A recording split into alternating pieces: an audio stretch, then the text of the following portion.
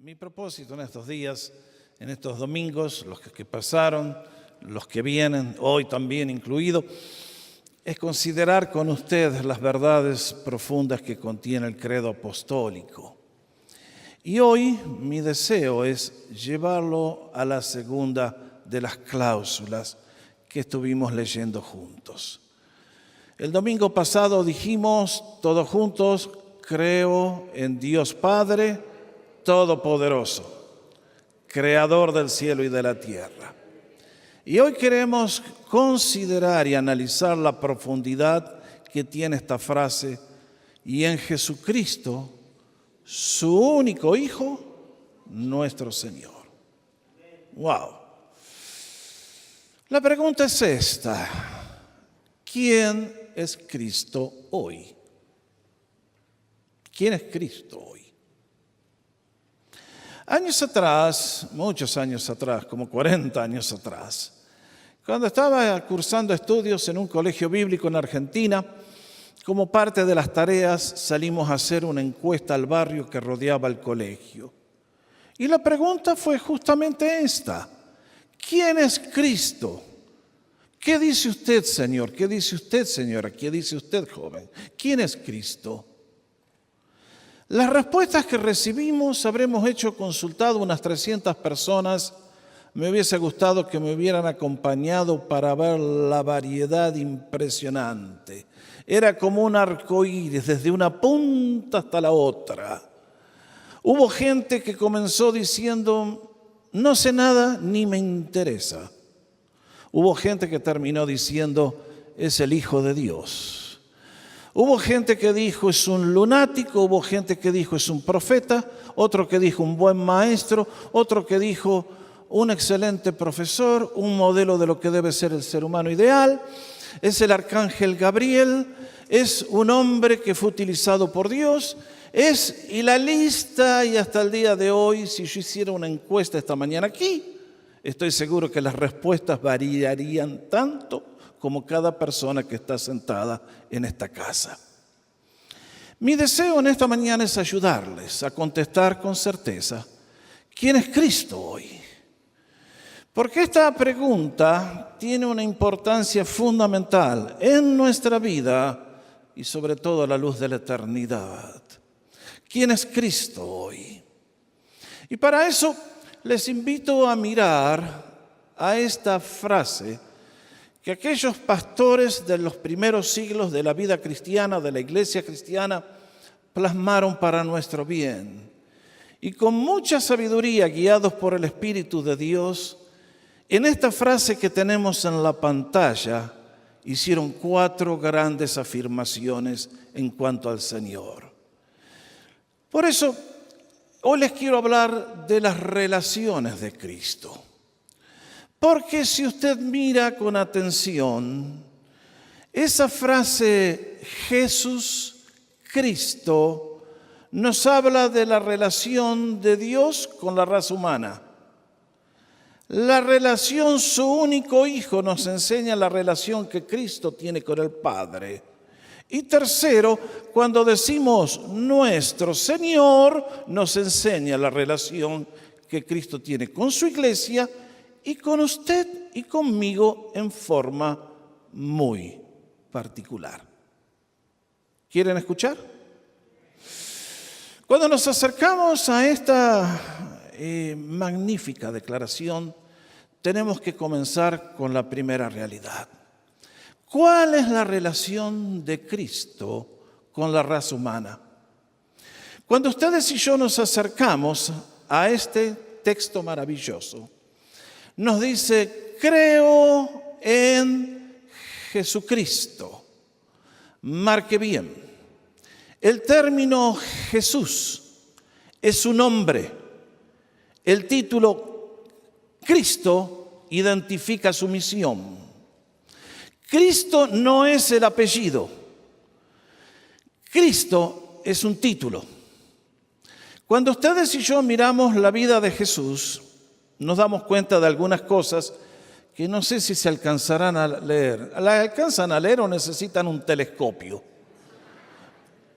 Allí están para ustedes. Jesús es su nombre. Cristo es el título. Jesús nos recuerda que es una persona humana de carne y hueso como ustedes y como yo. Cristo nos recuerda su oficio. Jesús enfatiza la humanidad del Señor. El título Cristo enfatiza que Él es Dios. Jesús establece la relación con ustedes y conmigo. Cristo nos recuerda la relación que tiene con el Padre. Jesús nos recuerda que es el Salvador. Cristo nos recuerda cómo es que nos salva. Cuando ustedes y yo nos acercamos a este título, Jesús, hay dos cosas que vale la pena llamar vuestra atención. Primero, que este título Jesús no es un nombre escogido al azar por sus padres físicos. Este es el nombre que ustedes y yo, cuando leemos el relato de la primera Navidad y el nacimiento del Señor, allí en Mateo capítulo 1, cuando el ángel le hace el anuncio a José para removerle las dudas, le dice, y llamarás a ese niño, ¿cómo? Jesús, porque él salvará a su pueblo de su pecado. Este nombre Jesús fue usado por muchas otras personas en la historia humana. En el pueblo de Israel, Josué, era el nombre que aquí encontramos en el griego, Jesús. Es un nombre que significa salvación de Dios. Y había muchos otros héroes en la nación hebrea que llevaron ese título con distinción. Pero el Hijo de Dios, nuestro Señor, lo llevó a un nivel que nadie jamás pudo alcanzar. A lo largo de la historia, la nación había tenido héroes notables, como el Josué que encontramos aquí en el Antiguo Testamento y tiene un libro entero que lleva su nombre. Y fue el gran héroe que lideró a la nación cuando tenía que entrar a la tierra y poseerla y arrancársela a enemigos poderosísimos. Pero este Jesús hizo una obra mucho más grande, porque arrancó de alguien que tenía mucho más poder el destino eterno de las almas humanas, y mientras lo de José fue para aquel momento, lo de Cristo es eterno y tiene alcance universal para todos hasta el último día de la historia humana. Nunca lo debemos olvidar. Por eso nos declara su naturaleza humana. Es uno de nosotros y completamente distinto a nosotros también. Y nos recuerda su misión redentora que está sintetizada en esta afirmación del ángel cuando le dice, y salvará a su pueblo de sus pecados. ¿Cuál es el problema más grande que tiene la raza humana? Desde este púlpito yo ya lo he dicho mil veces. Si yo le pregunto a usted cuál es la necesidad más grande que tiene en este momento, estoy seguro que me contesta y que me salgan los papeles. Que se arregle el problema del divorcio, que encuentre trabajo, que reciba sanidad porque estoy embromado. Eso es un término griego, ¿lo conocen? Y la lista es interminable, y no digo que esas cosas no sean problemas reales. Sin embargo, mis queridos, a la luz de la eternidad, esos problemas palidecen ante la seriedad del tema que ustedes y yo tenemos que enfrentar. Y es cómo un ser humano pecaminoso puede presentarse en la presencia de un Dios infinitamente santo y justo. Créanme que a la luz de ese interrogante, todos nuestros problemas palidecen y son chiquititos e insignificantes. Es por eso que Jesús nos recuerda que Él vino para salvarnos a ustedes y a mí del problema más grande que no podíamos solucionar, ese problema del pecado. Ese problema solamente Dios lo podía tratar. No hay médico que lo pueda tratar en el día de hoy, solamente el médico divino puede tratar con este problema. Su nombre es Jesús. Pero además avanzamos y nos dice que es Cristo. Y este título significa dos cosas. El título Cristo es la versión griega. El término hebreo se dice Mesías. ¿Qué quiere decir?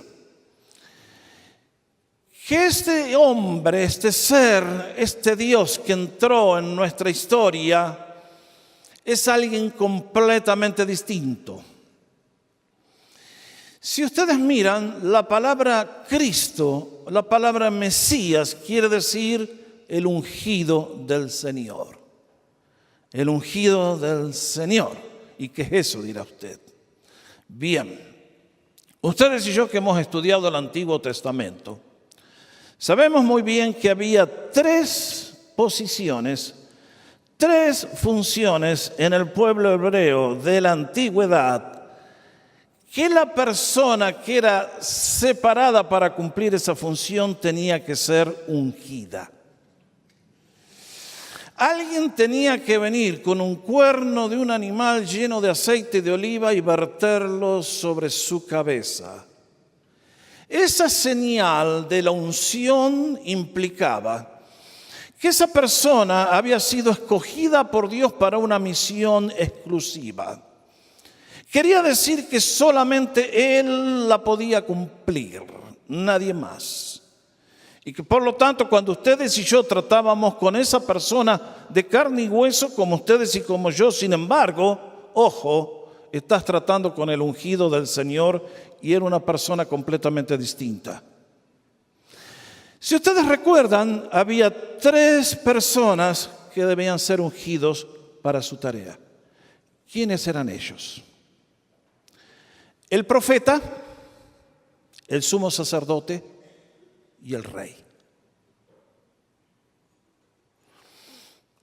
El profeta, el sumo sacerdote y el rey.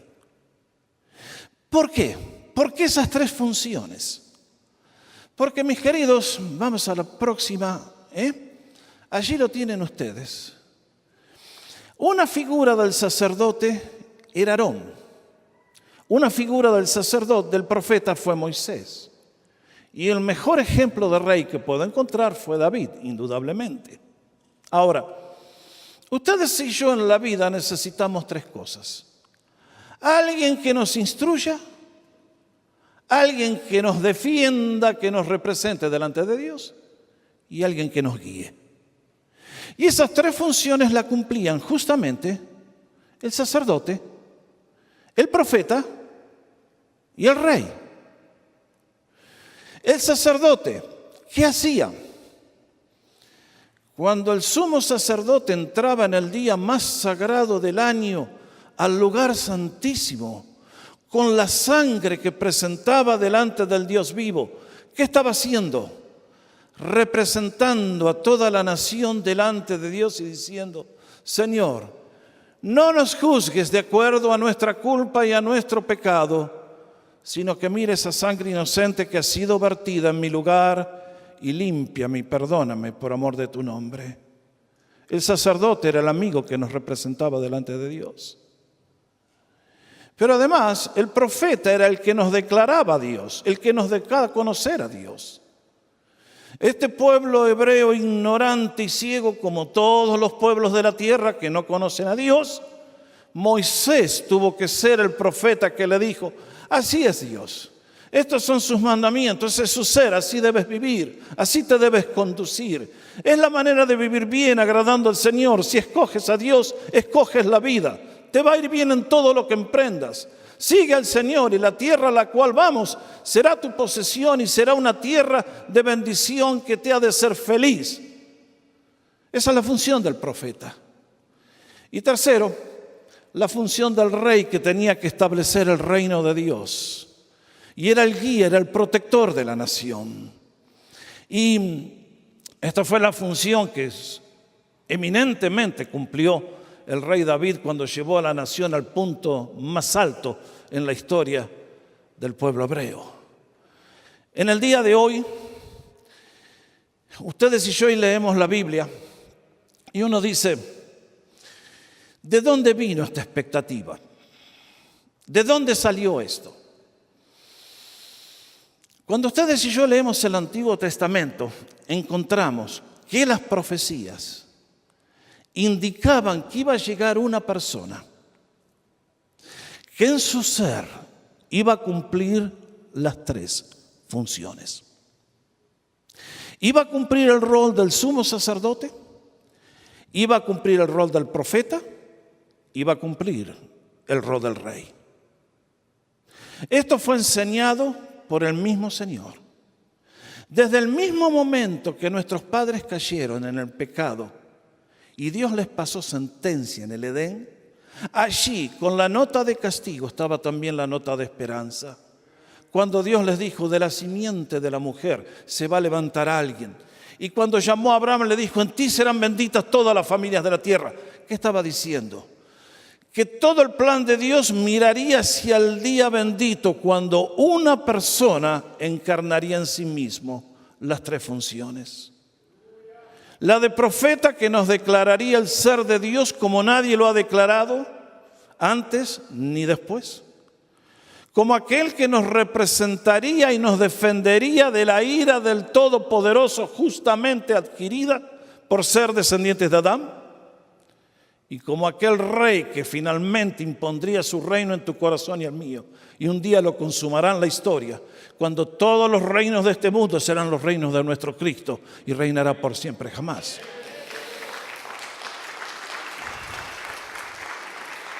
Estas profecías se cumplieron en una sola persona. ¿En quién? El bendito Hijo de Dios, nuestro Señor. Por eso cuando el credo dice, creo en Jesucristo, nos está dando a entender que cree en su naturaleza humana, que vino para salvarnos, y en su título divino, que vino para expresarnos todo lo que Cristo es y lo que Dios es. Y por eso uno se tiene que hacer la pregunta, aquellas personas que trataron con Él, que lo vieron actuar, ciertamente que al igual que en el día de hoy muchos no reconocieron nada en el Señor.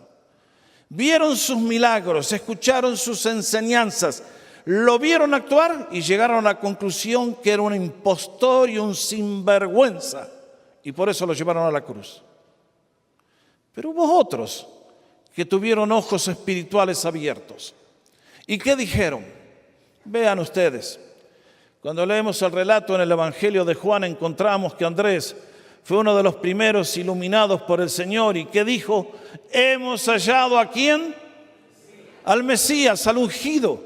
Aquel que cumple todo lo que el Antiguo Testamento dice en su persona. Ahí está, es Jesús. ¿Qué dijo aquella mujer samaritana a la cual el Señor transformó con su vida en poquitos minutos? ¿No será este el Cristo que justamente estamos esperando? Y en este párrafo que les pedí que leyéramos juntos, es la declaración más importante que encuentro en el Evangelio. Cuando Jesucristo viene a los suyos, que trabajó con Él y convivió con ellos durante 3 años, y le hace la pregunta que decide la diferencia entre el cielo y el infierno. ¿Quiénes dicen ustedes? ¿Qué dice la gente de mí? ¿Quién soy yo? Y ustedes y yo leímos que muchos opinaron como muchos opinan en el día de hoy. Algunos dijeron, bueno, algunos es Juan el Bautizador, tu predecesor. Otros dicen que eres Elías, que hizo caer fuego del cielo. Otros dicen que eres Jeremías o alguno de los profetas. Y entonces Jesús les dijo, ¿y ustedes quién dicen que soy yo? Y marque la contestación de Pedro, porque dijo las palabras justas. ¿Tú eres quién? El ungido del Señor, el Cristo, el Mesías, aquel que estábamos esperando por siglos se ha hecho realidad. Eres tú, Señor. ¿Y qué dijo Jesús? No, tranquilo, Pedro. No te la tomes tan en serio, che. ¿Dijo eso Jesús? Confirmó esa afirmación cuando le dijo, bienaventurado eres, Simón, porque eso no es el producto ni de la educación ni de los razonamientos humanos, sino la operación del Espíritu Santo guiado por mi Padre, que te reveló que yo soy el Mesías. Y en el día de hoy yo te pregunto a ti, ¿qué dices tú de Jesús?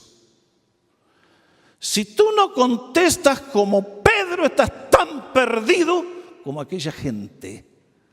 Porque decirle a Jesús que es un profeta, un buen hombre, un excelente modelo, el maestro ideal, no te alcanza. Jesús no acepta ese complemento. Jesús o es el Mesías o no es nada. Entonces, creo en Jesús, en Jesucristo, perfecto hombre, perfecto Dios, que vino con una misión especial. Primera relación, Él y nosotros. Segunda relación que nos enseña el credo, basado en la Biblia, la relación de Jesucristo con Dios el Padre. Por eso leemos que es su único Hijo. Marque muy bien. Aquí hay dos cosas a las que quiero llamar vuestra atención. Introduzco ahí un término que es medio técnico, medio desconocido. La filiación de Cristo. Esto quiere decir la familia, aquello a lo cual Él pertenece. Filio, el amor de la familia, término griego. Entonces, cuando en teología decimos la filiación de Cristo, estamos hablando de esta unión tremendamente distintiva que hay entre el Padre y el Hijo. La semana pasada, cuando hablamos de creo en Dios el Padre, ¿qué dijimos? Que eso fue lo que nos enseñó el Señor, que no puede haber padre si no hay hijo. Y cuando decimos creo en el Hijo de Dios, estoy diciendo que es uno con el Padre. Y aquí hay algo que es muy profundo, mis hermanos. Porque ustedes y yo, cuando abrimos el Evangelio de Juan, nos encontramos con esta declaración profundísima. ¿Cómo dice? En el principio era el Verbo. Y el Verbo era con Dios y el Verbo era Dios. Noten bien, cada una de esas palabras son dignas de un análisis. La palabra en el principio, entoarge en griego, quiere decir en un principio que no era el principio, porque está hablando con ustedes y conmigo de algo que ustedes y yo no podemos concebir con nuestra mente humana.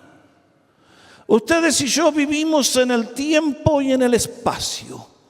Tu vida y la mía tiene un pasado, tiene un presente, tiene un futuro. Eso comenzó en el momento de la creación del universo. Y antes que el universo fuera creado, gracias Leo, correctamente. ¿Lo pueden imaginar ustedes? Dios reinando. ¿Quién es este ser? ¿De dónde vino? Tiene vida eterna. Por eso nos dice, en el principio que no era principio. Antes que el tiempo y el espacio existieran, antes que el universo fuera formado, antes que apareciéramos ustedes y yo, Él existía. No dice fue creado, existía. Es el misterio de Dios. Y nos dice, en el principio era, marque ese verbo.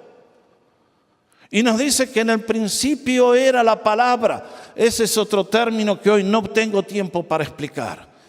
Pero la palabra da a conocer lo que tengo acá. Lo que tengo acá invisible, abro la boca y lo doy a conocer. En algunos casos da gusto, en otros casos es mejor decirle a algunos, cierre el pico que peca cuando lo abra. Ustedes conocen. Hay gente que bendice, hay otros que abren la boca y la riegan. Así somos los humanos. Esto es lo que dice el Evangelio de Jesús. Que Él es lo que reveló al Dios invisible. Y que nos dice que Él existía antes que el universo y estaba con Dios y era Dios. Y aquí tenemos todo el misterio de la Santísima Trinidad. Y mis hermanos, acá hay algo donde los que quieren entrar razonando se chocan contra la pared y no pueden avanzar más. ¿Por qué? Porque no hay un instrumento humano que pueda probar a Dios. No hay una prueba que pueda decir puedo poner a Dios en el tubo del laboratorio, ni lo puedo escudriñar con el telescopio. En este punto la raza humana se detiene, no puede avanzar más. Y el hecho de que no lo podemos explicar no quiere decir que no es cierto. Hay cosas que son ciertas aunque no las podemos probar en el laboratorio. Tú un día, tonto, te enamoraste. Qué tonto que fuiste. ¿Y cuántas veces te enamoraste en tu vida? Y te lo pueden probar en el laboratorio. Pero ahí estás con el ramito de flores. Qué tonto. Y caíste en las garras. Bueno, yo también. Nadie se escapa de este mal. Y bendito sea que el amor nos hace hacer las cosas que hacemos. ¿Qué sería la vida sin él? Y decimos, ¿quién lo puede probar? Nadie. Pero que nos domina, viejo. Y bendito dominio el que tenemos. Y en el caso de Dios es igual. Hay cosas que no intentemos querer medirlas porque están más allá de nuestra capacidad. Es por eso que cuando nos dice que Jesús era, nos está hablando de una filiación eterna. De que antes, allí, en ese misterio, un solo Dios en tres personas. ¿Alguien lo puede explicar? Nadie lo puede explicar. Lo aceptamos porque el Padre me lo ha revelado por la obra del Espíritu y por eso lo creo. Y es una certeza definitiva para mí. Pero además, emprendo que cuando dice Jesucristo, su único Hijo, nos está hablando que la filiación de Cristo es absolutamente exclusiva. Nadie puede entrar en esa relación, solamente Cristo. Cuando la Biblia dice, a Dios nadie le vio jamás, el unigénito Hijo que está en el seno del Padre, Él lo ha dado a conocer, allí está todo el misterio. El unigénito Hijo, este es un término que es muy difícil de traducir. Si yo digo, Christopher es mi único hijo, estoy diciendo que es mi único hijo y que no hay otros posibles candidatos que apliquen para esa posición. Nadie más que pudiera aparecer por ahí diciendo, yo soy hijo del reverendísimo Sánchez, no corre.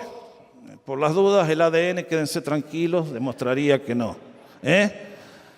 Así que vivo tranquilo, no hay nada por ahí, no vayan a sospechar nada raro porque hay cada mente retorcida a veces. Así que si yo digo Christopher es mi único hijo, es mi único hijo. No hay otros, nadie más puede ser. Y cuando la Biblia dice Cristo, el Hijo único, unigénito, el término griego implica completamente distinto. Diferente en naturaleza a todos los demás posibles candidatos. La Biblia, por ejemplo, habla que los ángeles, en algunas partes se los llama los hijos de Dios. Un día le dice a Job, ¿estabas tú cuando los hijos de Dios cantaban? Hablaba de los ángeles. Los ángeles son hijos de Dios por creación. El domingo pasado aprendimos que ustedes y yo podemos ser hijos de Dios por adopción cuando entramos por la fe en Cristo Jesús. ¿Se entiende? Pero Cristo es hijo de Dios por naturaleza. Comparten lo mismo, son idénticos, son iguales. Por eso, esto elimina todas las posibilidades de los que nos dicen Jesús fue un ser humano que Dios lo elevó a una categoría especial. No te alcanza. Si tú crees eso, estás perdido. Porque entonces el que murió en la cruz del Calvario no pudo perdonar tus pecados y cargar tu culpa.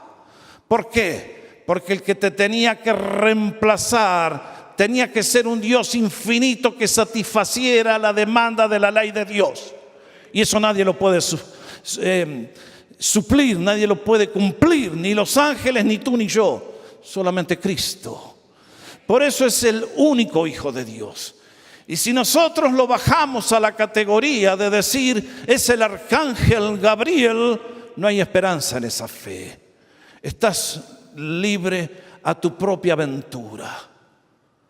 Y entonces encontramos que la filiación del Hijo, nos dice, es exclusiva. Y además se los dije el domingo pasado y lo vuelvo a reiterar ahora. Cuando el Señor comenzó su ministerio público, el día del bautismo, ¿qué dijo la voz del Padre? Este es mi Hijo amado, en Él tengo mi complacencia. Cuando Cristo, el Padre dijo, este es mi Hijo amado, en Él tengo la complacencia, eliminó a todos los posibles candidatos. No hay nadie más que ocupe ese lugar de preferencia en el corazón del Padre. Y cuando finalmente en el monte de la transfiguración, antes de ir a la cruz, declaró, este es mi Hijo amado, y agregó, óiganlo a Él, estaba diciendo, señoras y señores, despierten. Es mi última palabra para la raza humana. Cuando Cristo pase no hay más revelación. Es todo lo que tienen que escuchar, es todo lo que tienen que saber, es todo lo que tienen que obedecer para ser salvos. Por eso dijo, a Él escuchen. Si tú te la pasas escuchando las novelas y escuchando a todos los gurúes y escuchando a todos los que andan profetizando y hablando por ahí, créeme que se te va a pasar muy rápido la vida y va a llegar la eternidad y puedes estar bien perdido. Cuidado, compañeros. Al único que recomiendo que escuches es a la voz de Dios que te habla en Cristo Jesús a través de la Biblia. Por eso el credo nos recuerda, creo en Jesucristo, hombre, Cristo, el ungido, el Mesías, el que vino para cumplir una misión. ¿Y en quién? En su Hijo único, porque es Dios de dioses, es el único verdadero. Y la tercera relación que nos habla este párrafo interesante es la relación de Cristo con la iglesia compuesta por todos aquellos que le hemos recibido por la fe. Y allí nos dice, creo en Jesucristo, nuestro Señor. Qué interesante. El término Señor indica soberanía, poder absoluto. Lo vimos la semana pasada. Quiere decir que Él tiene control sobre el universo, sobre la historia y sobre cada vida. Y por eso es el Señor. Y nos recuerda entonces que acá tenemos el gran problema los seres humanos. Y es el problema de la rebeldía. Él es Señor, pero no todos lo reconocen como Señor. Hay gente que les dije, cuando hicimos la encuesta, dijeron, un demente,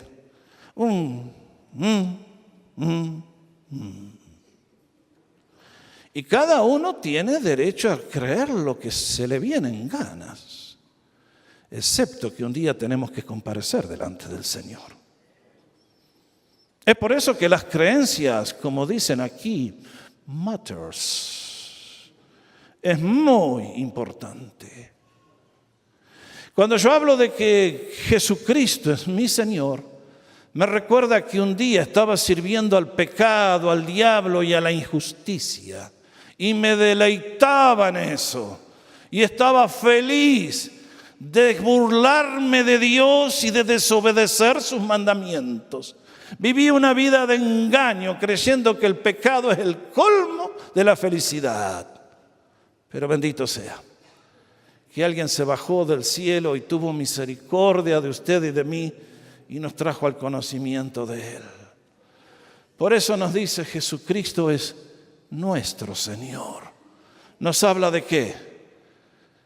De tres cosas. Que en el día de hoy hay muchos que no le reconocen. Pero Él sigue siendo Señor. Lo reconozcas o no, no hace ninguna diferencia. Tu vida está en las manos del Señor. Él dispone de ti cuando quiere. Te bendice, te corona de vida, te llena de bendiciones, pero un día dice, se acabó. Y tú eres el rey, tú eres la reina, tú eres... ¿Ustedes alguna vez jugaron al ajedrez? Qué lindo juego, ¿eh? Vieron, está el rey, la reina, están los alfiles, están los caballeros que van montados allí en el caballito ese, están las torres, están los peones, distintos rangos sociales, pero cuando el juego se termina, los meten a todos en una caja y se acabó el juego. ¿Captaron la raza humana? Tú puedes ser quien seas, pero cuando Dios dice se acabó el juego, no hace ninguna diferencia quién eres. Por más que en esta vida te mandes la parte y hayas logrado grandes cosas. Segundo, Jesús es el Señor de todos los cristianos que le confesan por la fe. Eso es un mejor nivel. Pero queridos, Jesús no es Señor hasta que tú y yo le rendimos el derecho de nuestra vida para que Él la gobierne, la guía y la pueda bendecir. Solamente en ese caso, Jesús es verdaderamente Señor. Cuando mi deleite es obedecer sus mandamientos, es hacer su voluntad en todo, es coronarle cada día con mi actitud de gratitud, de gloria, de honra. Y el hacer su voluntad es mi deleite mayor. Solamente en ese caso Jesús es Señor. Ahora, cuando uno llega acá dice, pero Señor, qué cosas tan increíbles que contiene el credo.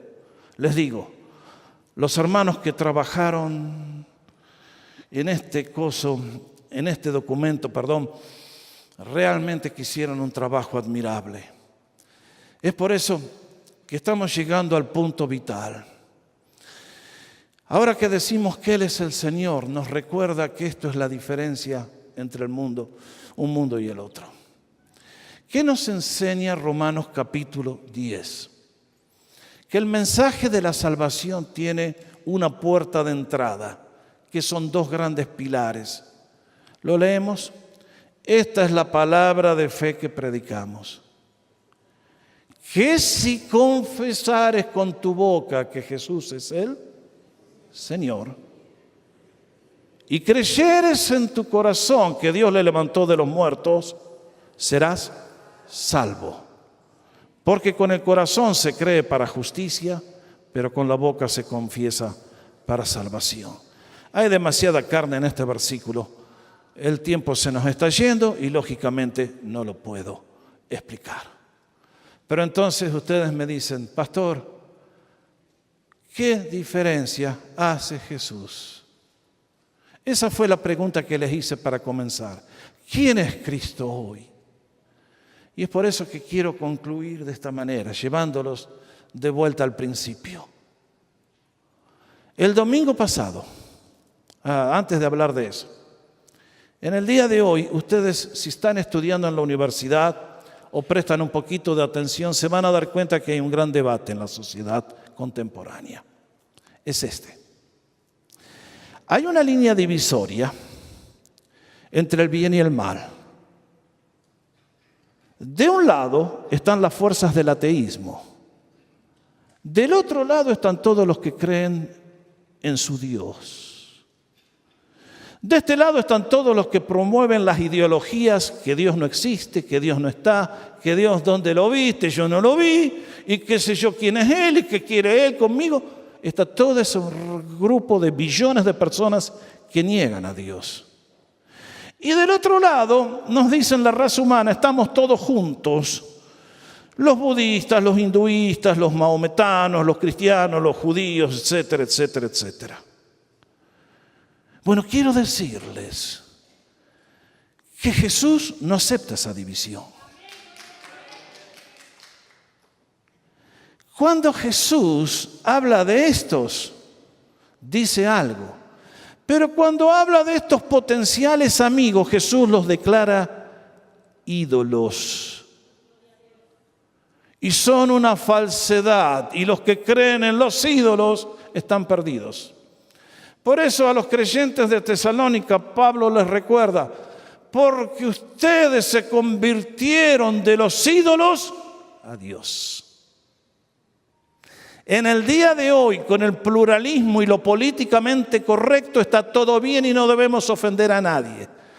Jesús no es políticamente correcto. Él es Dios. y ha declarado su voluntad y dijo: yo soy el buen pastor. Y todos los que vinieron antes que yo eran salteadores y robadores. Así define a todas las religiones y a todos los fundadores de religión. Vaya políticamente correcto. Jesús no tiene diálogo con nadie. Él dice: este es el juego, estas son las reglas, vive por ellas. El domingo pasado, cuando dijimos que Él es el creador del universo, dejamos a un lado al hinduismo y a todas las religiones del Oriente que nos dicen que Dios es la materia. Oh, qué interesante. Por eso en la India no comen la vaca, porque tienen temor de comerse a Dios. Imagínense los dioses y abuelitas que me he masticado yo en toda mi vida en Argentina. Y usted con los tacos y la barbacoa de cabeza, ni me cuente, compañero, qué estrago que ha hecho. ¿Se dan cuenta? Doctrinas de demonios, ídolos.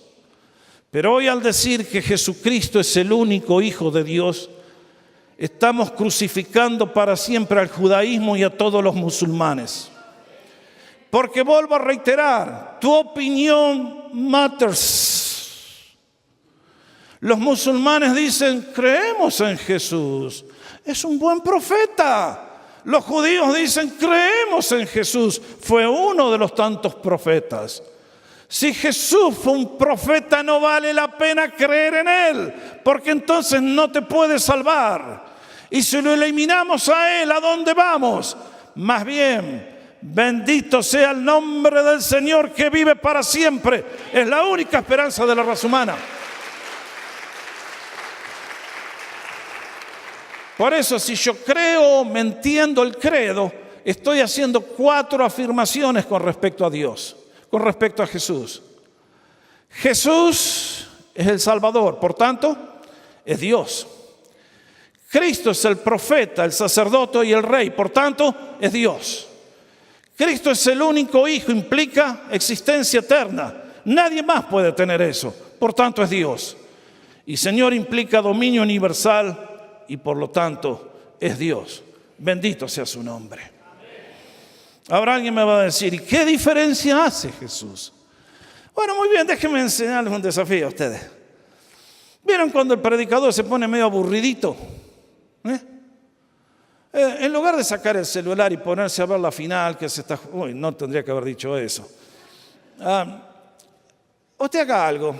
Si el predicador está medio plomazo, así que... agarre una hoja de papel, saque una hoja de papel, tome un lápiz y haga un 0 y luego ponga otro 0 y otro 0 y otro 0 y otro 0. Y si el tipo sigue hablando aburrido, siga nomás. Llene el primer renglón. Si sigue aburrido, llene 0, 0, el segundo renglón. Y claro, si habla medio larguito, 40 minutos como a mí me gusta, tiene para llenar una hojita entera, ¿no es cierto? Y usted llenó la hoja de ceros. Y al final del día, ¿qué tiene? 0.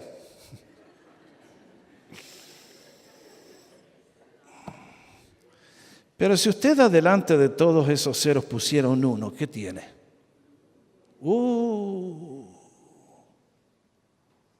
Una cifra de valor incalculable. En esta mañana vivimos en una generación que está pereciendo por falta de conocimiento. Usted me dice: pastor, ¿para qué necesito a Jesús? Yo soy Bill Gates. ¿Cuánto que he bendecido a la raza humana con mi conocimiento? Ahora que tengo la fundación, estamos bendiciendo a millones de niños. Tú me dices: yo soy el presidente de la nación y cuánto que he ayudado. Y tú me dices: y yo soy el doctor Salk, que descubrió la vacuna que eliminó para siempre la poliomielitis. Y tú me dirás: y yo te digo: fabuloso, te felicito. Realmente que has hecho una obra de bien. Y te felicito porque has ayudado a la raza humana con cosas que valen la pena. Porque sabes, muchas veces la gente cree que el evangelio es para los losers, para el criminal y el violador que está en la cárcel. Mi querido, Jesús es para un exitoso como tú. porque leímos juntos en Filipenses capítulo 2 que por esta acción de Dios de venir a este mundo y siendo el Rey de Reyes dejó la gloria y se hizo uno de nosotros y tomó la posición de un esclavo y fue a morir en una cruz como el peor de los criminales. Lo hizo porque, como te decía hace un ratito atrás, tu problema más grande es cómo presentarte delante de Dios que ha pasado sentencia y no tienes nada que hacer porque has sido declarado culpable. Y Dios tiene todas las pruebas y un día va a hacer contigo lo que tú no quisiste hacer. Por eso leímos juntos que el fin de la historia está reservada para la exaltación del Hijo de Dios. Tú crees en la justicia, ¿no es cierto? Claro. El Hijo de Dios sufrió la peor injusticia de la raza humana cuando lo colgaron injustamente en la cruz. Él no va a reinar, no se va a hacer justicia. Más vale que lo creas. Dios el Padre se encarga de eso. Y va a llegar el día cuando todos los seres humanos, de los cuales no es Señor y de los que no creen y de los que dicen que es un lunático, que van a tener que doblar la rodilla y blasfemando lo van a tener que decir: Jesús es Señor, Jesús es Señor. Triste. Mejor en este día, cuando predicamos a un Dios que en el día de hoy se aproxima a la puerta de tu corazón y te dice: he aquí, yo estoy a la puerta y llamo. Si oyes mi voz, yo voy a entrar a ti y te voy a hacer mi hijo si tú me lo pides. Aquí está el credo. En esta mañana te invito a examinarte. Puedes decir de todo corazón: creo en Dios Padre Todopoderoso, Creador del cielo y de la tierra, y en Jesucristo, su único Hijo, nuestro Señor. ¿Sabes? Si repites el credo como no te va a servir de nada. Pero si en el día de hoy es la expresión más sincera de tu corazón y de tu fe. Este es un documento que está fundamentado en este libro bendito y eterno, y ha de ser el fundamento para una vida bendecida aquí, y el nombre de Jesús será la llave que te abra la puerta de la entrada a la gloria. Has entregado tu vida a Jesús. Puedes decir: Cristo es mi Señor, con mayúsculas. O es: ¿quién dicen los hombres que soy yo? Algunos dicen y otros dicen y otros dicen. Jesús esta mañana te mira a los ojos y te dice: ¿y tú? ¿Y tú? ¿Y tú? ¿Quién dices que soy yo? Y en esa respuesta Jesús tiene dos respuestas. A Pedro le dijo: bienaventurado eres, Simón. Eso es lo que deseo para cada uno de ustedes y la razón por la que predico en esta mañana. Que este Cristo infinito de gloria está contigo en este lugar y te quiere abrazar con sus bendiciones. Y quiere ser tu amigo, tu guía, tu pastor. Quiere ser ese Dios que puede hacerlo todo por ti. Pero para eso, tú tienes que decir: sí, Señor, sí, Señor, sí, Señor. Esta es la palabra de fe que predicamos. Que si confesares con tus labios que Jesús es el Señor, serás salvo. Bendito todos los que lo han encontrado.